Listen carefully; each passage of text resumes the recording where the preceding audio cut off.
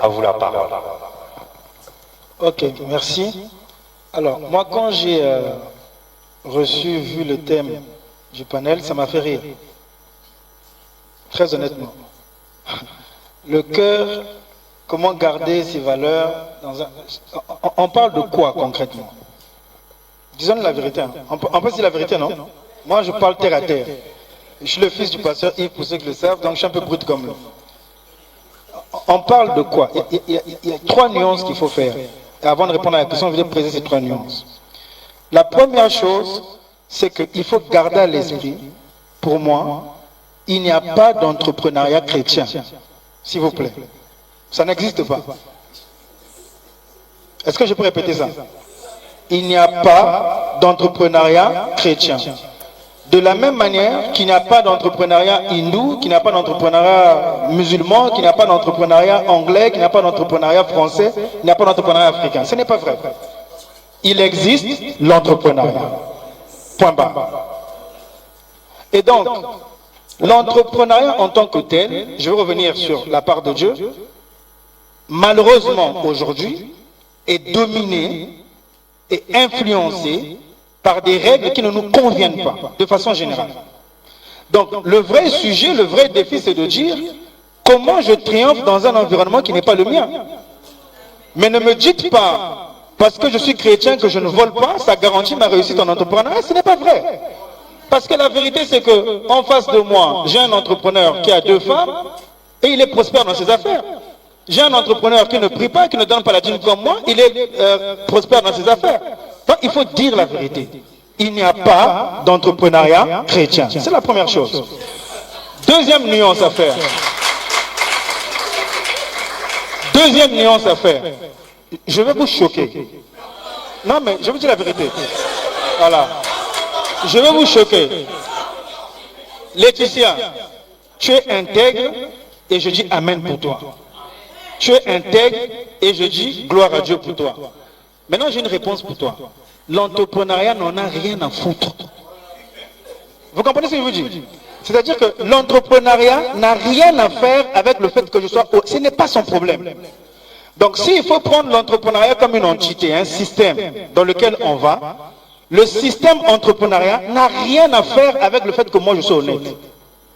Parce que ce n'est pas mon honnêteté qui va déterminer le système entrepreneurial. Ce n'est pas vrai.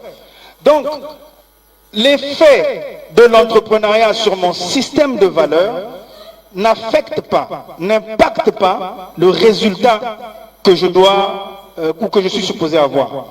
Maintenant, là où la question est intéressante, c'est de dire, sur un champ identique, sur un terrain identique, comment moi qui suis chrétien, je fais la différence et j'impacte sur les valeurs qui sont les miennes, un entrepreneur qui n'est pas chrétien. On prend un exemple concret. Moi, j'en connais plein de chrétiens qui font des 10%, qui tournent les factures, ils paient même la dîme avec ça. J'en connais trop même. J'en connais trop. Vous comprenez? Je connais même des chrétiens qui se targuent être riches que Dieu a béni avec d'échanger les factures. Dieu ne t'a pas béni, frère. Doucement. Dieu ne t'a pas béni. Tu as changé les factures, tu as augmenté la facture. Maintenant, je prends un exemple. Je suis honnête. Et ça va me ramener à la question du réseau tout à l'heure. Il y a une opportunité pour mon entreprise. Mon client, il ne fait pas la morale. Celui qui vient prendre mon service, il ne le prend pas parce que je suis pasteur. Il n'en a rien à faire. Il le prend parce qu'il s'assure que j'ai la capacité de lui rendre le meilleur service parmi tous ceux qui font la même chose que moi. Ça n'a rien à voir avec la prière. Ça, ce sont les exigences de l'entrepreneuriat. Donc moi, je pense qu'il faut retourner la question. C'est pourquoi je dis que le thème m'a fait rire.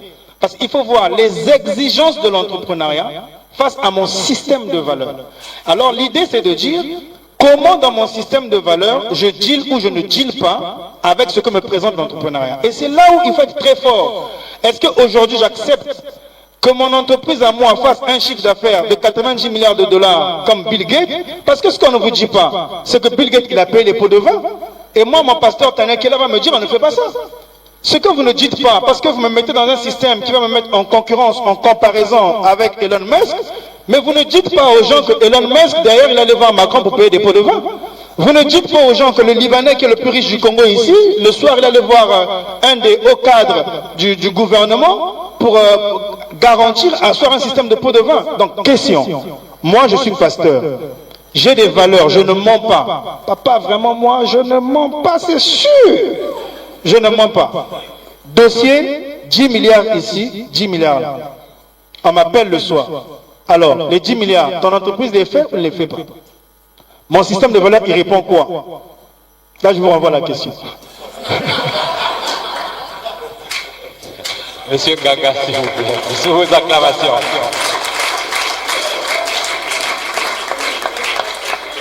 En quelques minutes, Monsieur Gaga. Pardon? En quelques minutes, comment garder un peu respect? Je vais être un peu rapide. Pasteur Mike, en tout cas, il a tapé dans la fourmilière. Non, mais ce qu'il a dit, c'est vrai. Hein? C'est vrai, il n'existe pas de système propre aux chrétiens. Parce que la Bible nous l'enseigne, hein, qu'il s'agit d'une guerre de royaume. C'est ça le problème. C'est une guerre de royaume. Donc, guerre de système. Entre le royaume de l'ennemi, donc du diable, et le royaume de Dieu. Chaque royaume a son système de gestion, a ses principes fondateurs, est assis sur des commandements donnés. C'est ce que le pasteur Mike a semblé dire, que nous sommes en train de faire l'entrepreneuriat. Les plus grands théoriciens en entrepreneuriat, en management et autres, quand vous essayez de comprendre qu'est-ce qu'ils font, ce n'est pas des chrétiens. Quand vous parlez de Taylor, vous parlez de Keynes et tout ça là, ce n'est pas des chrétiens à la base. Donc, nous, en tant que chrétiens, nous sommes appelés à travailler dans un environnement là où les sillons, le chemin n'est pas tracé par des chrétiens. C'est ça le problème. Et on doit impacter dans cet environnement-là. C'est là où on en revient à ce que je disais, que je me définissais comme étant un missionnaire. La différence entre un entrepreneur lambda et un chrétien, un entrepreneur chrétien, c'est que nous avons un atout majeur, nous avons Dieu de notre côté.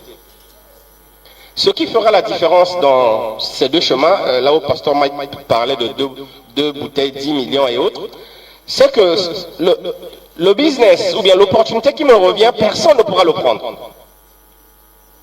Si le Seigneur m'a appelé et il a préparé les choses pour que moi j'aie le marché de gérer Elaïs, ben même si tu es fils d'eux, tu ne l'auras jamais. Je prends l'exemple de Joseph. Joseph, par rapport au plan de Dieu, il avait un parcours qu'il devait avoir. Joseph se retrouve gouverneur en Égypte dans un système qui était aux antipodes de ses valeurs. Mais Joseph s'est imposé, non pas parce qu'il avait seulement la grâce, mais parce que le Dieu de grâce qui avait mandaté Joseph avait tout préparé pour qu'il s'y impose. Donc le problème, ce n'est pas dans quel système tu te retrouves, dans quel business tu es, quels sont les gens qui sont en face de toi. Le problème, c'est quel est le Dieu qui t'accompagne. Et la plus grande question, c'est quelle est la relation que tu as avec le Dieu qui t'accompagne. Si ta relation est bonne avec le Seigneur, rassure-toi que le match est gagné d'avance pour toi. Si et après, je pense que je prends trop de temps. Oui. Donc merci, je m'arrête là pour le moment. Donc on va accorder la parole à Madame Létébé et puis nous finirons en quelques minutes avec Pasteur Tania. Alors je dirais, pour ajouter à ce qui a été dit avant moi, qu'est-ce qui nous aide en fait à garder le cap, voilà, dans ce système qui n'est pas du tout, qui ne fonctionne vraiment pas avec nos valeurs, celles du royaume. Je dirais en fait il faut se rappeler du fondement de notre projet entrepreneurial. Qu'est-ce qui nous a fait nous lancer là-dedans en fait? Et c'est pour ça qu'on disait qu'il faut écrire même la vision. Il faut savoir en fait quelles étaient tes motivations. Parce que c'est là, un entrepreneur, c'est un solutionneur de problèmes, nous le savons. Mais un entrepreneur chrétien ou un chrétien entrepreneur est un solutionneur de problèmes à la gloire de Dieu. C'est notre identité. Donc devant un système qui te sera présenté, qui te présente des anti-valeurs, souviens-toi de ton identité, souviens-toi du fondement de ton projet en fait. Et il y a autre chose, la marraine le disait dans son mot d'ouverture ce matin, elle le rappelait, Nous ne sommes pas des propriétaires, nous sommes des intendants. Donc lorsque tu sais que ton projet t'a été inspiré par Dieu, il faut savoir que ce que tu gères là, tu es un intendant. Alors question, dira-t-on de toi, bon et fidèle serviteur? Et voilà. Et ensuite, il y a, vous savez, il y a ce verset dans le livre des Actes que j'aime bien, Actes 5, 38 à 39, qui dit, si cette entreprise ou cette œuvre vient des hommes, elle se détruira. Mais si elle vient de Dieu, vous ne pourrez la détruire. Alors rassurons-nous que nos projets nous viennent de Dieu. Assurément, ça va assurer la pérennité. Amen. Amen. Sous vos acclamations. Pasteur Tania, comment rester fidèle à soi-même face à ces défis et à ces tentations? Ça a été dit, on va le répéter encore. Enfin, je crois que même ce matin, on n'entreprend pas, peut-être la différence. C'est vrai que j'ai aimé l'expression, pasteur, tu disais qu'il n'y a pas d'entrepreneuriat chrétien. C'est clair. Le business, c'est le business. Mais la différence, c'est pourquoi on entreprend. Pourquoi on entreprend? On n'entreprend pas pour être Bill Gates ou pour être Jeff Bezos. On entreprend parce que c'est la volonté de Dieu et Dieu nous choisit pour faire quelque chose de spécial et de précis. Je prends un exemple, moi je viens de commencer, donc je me lance dans l'édition numérique. Et pourtant je connais la parole de Dieu, hein. Mais il a fallu quand même qu'avant que je démarre, vraiment cette notion de me dire que Dieu est le boss, que ça prenne tout son sens en fait. Et que même si Dieu m'a choisi moi, Tania, pour le faire, ce n'est pas Tania qui décide. Donc je ne fais pas ce que je veux, mais je fais ce que Dieu veut. Et un exemple, quand il a fallu fixer le prix de mon livre, le prix pour la version numérique et le prix pour la version imprimée, quand je regarde par exemple sur Amazon, il y a des tarifs. Et il y avait un tarif plus élevé que celui que j'ai fixé. Ma chère aurait eu tendance à fixer le prix plus élevé parce qu'il y a des personnes qui achètent ce prix. Et après, je me suis dit, attends, c'est pas toi qui décides. Je pose la question maintenant à Dieu. Et Dieu me ramène à la vision. La vision, c'est de faire en sorte qu'il y ait des femmes qui deviennent des femmes de valeur. Cette parole doit toucher un maximum de personnes. Ça veut donc dire que le prix doit être accessible. Ce n'est pas un livre pour des femmes d'élite. C'est un livre même pour une femme qui n'a pas beaucoup de moyens, elle doit pouvoir y accéder. Et donc là, du coup, le Saint-Esprit me ramène à ce que lui veut. Et je fixe un prix accessible. Et donc, je finis, et donc tout ça pour dire que on ne travaille pas, on n'entreprend pas avec une motivation de faire beaucoup d'argent. Moi, j'ai la conviction que si on fait ce que Dieu veut, on aura l'argent qu'il faut. Et Dieu, il bénit très bien ses serviteurs. Donc il faut faire précisément ce que Dieu veut. Donc s'il arrive à un moment donné, sur le parcours, on te propose des marchés, on te propose des systèmes qui ne sont pas ceux qu'il faut pas prendre, ne les prenez pas, n'ayez pas peur. Ne croyez pas que vous avez perdu une opportunité. Vous verrez que quand vous allez honorer Dieu, Dieu va vous honorer. Tu peux laisser là un marché de 10 milliards et Dieu t'accorde la grâce d'avoir une porte plus grande encore que les 10 milliards que tu voulais prendre. Donc il faut pas avoir peur de l'argent. Et je disais, l'entrepreneuriat, c'est pas pour les enfants. Un enfant tremble devant l'argent. Il y a même des grandes personnes, quand je parle d'enfants, je ne parle pas en âge. Il y a des grandes personnes aujourd'hui qui ne savent pas tenir devant l'argent. Mais un fils ou une fille de Dieu, celle dont la création attend la révélation, est arrivée dans la dimension où tu n'as pas peur de l'argent. Vous savez, moi dans ma vie, on m'a fait des propositions, je suis monté dans des jets privés. Mais j'ai gardé mon honneur. Les gens pensent que certaines femmes, et je permets de rendre la gloire à mon Dieu et à mon mari, s'il vous plaît, il ne faut pas que je l'oublie, parce que c'est un homme, que Dieu le bénisse. Que Dieu le bénisse. Poste à responsabilité avec des managers importants, où on vit dans une société où on pense que la femme, pour évoluer, on doit coucher avec toi. Eh ben non. Moi, je ne suis pas un échantillon. Je suis pas une femme avec qui on blague, avec qui on balade. Non. Ton argent ne m'impressionne pas. Même si tu as plus d'argent que mon mari a de la valeur que tu n'as pas. on ne peut pas m'acheter avec de l'argent. Non, non, non, non, non, non, non, non. Non. J'aime tellement Dieu que je dois l'honorer jusqu'au bout.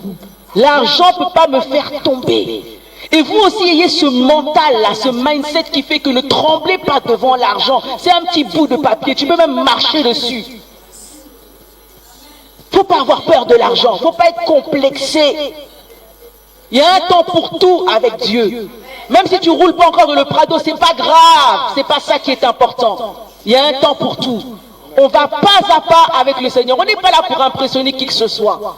Donc le marché de 10 milliards, laisse-le, c'est pas grave. Ne fais pas de fausses factures. Ne sois pas dans la compromission. Fais les choses comme Dieu veut. Honore Dieu et Dieu va t'honorer. Ça veut donc dire que les entrepreneurs de ce monde ne doivent pas être des exemples pour nous.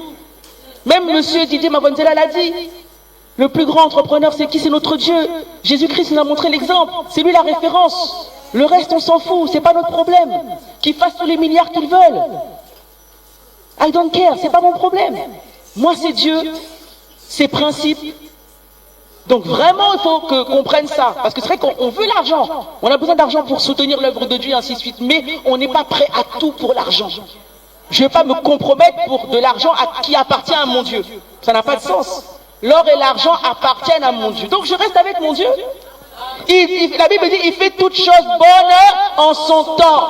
Mais à cause de la précipitation, le manque de foi, parce que la Bible dit que, comment dire, la foi procure la patience. Mais il y a des gens qui sont impatients. Dieu a dit que la lumière soit et la lumière fut. Donc toi, automatiquement, là, tu veux les milliards.